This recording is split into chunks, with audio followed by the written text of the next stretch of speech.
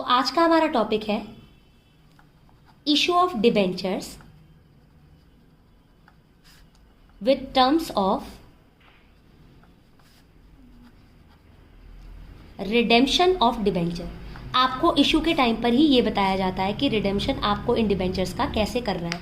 तो अगर कभी भी आप इनका रिडेम्पशन मतलब रीपेमेंट कभी आप प्रीमियम पर करोगे तो क्या सिचुएशन होगी वो देखते हैं।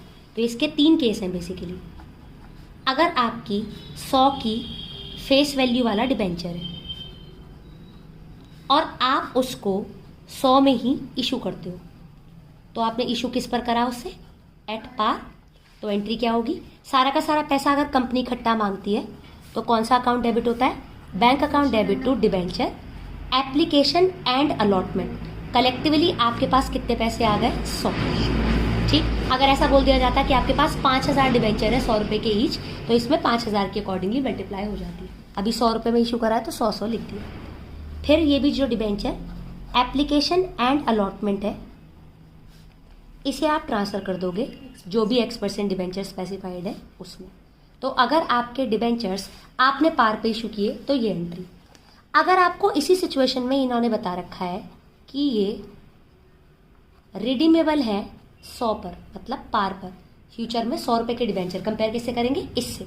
100 की चीज पे 100 ही देने हैं तो कोई स्पेशल एंट्री नहीं। अगर ये रिडीमेबल है 90 पर मतलब डिस्काउंट पर, तो ये तो फ्यूचर में आने वाला फायदा है, कुछ नहीं करना है इसके लिए।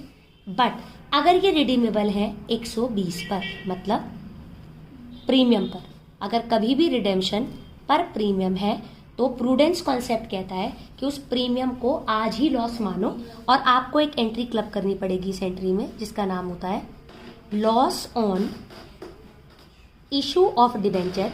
इशू के टाइम पर ही आपको हो गया है लॉस। क्यों?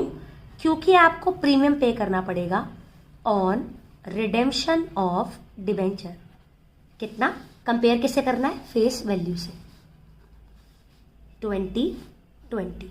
होपफुली आपको समझ में आया। सेकेंड पार्ट, अगर आपने 100 रुपए की फेस वैल्यू वाला डिबेंचर आपने 100 प्लस 20 मतलब 20 के प्रीमियम पर आपने आज इशू किया, तो कलेक्टिवली इसकी एंट्री क्या बनेगी? अगर इकट्ठा पैसा आता है तो bank account debit to debenture. Collective एक अकाउंट होता है एप्लीकेशन एंड अलॉटमेंट।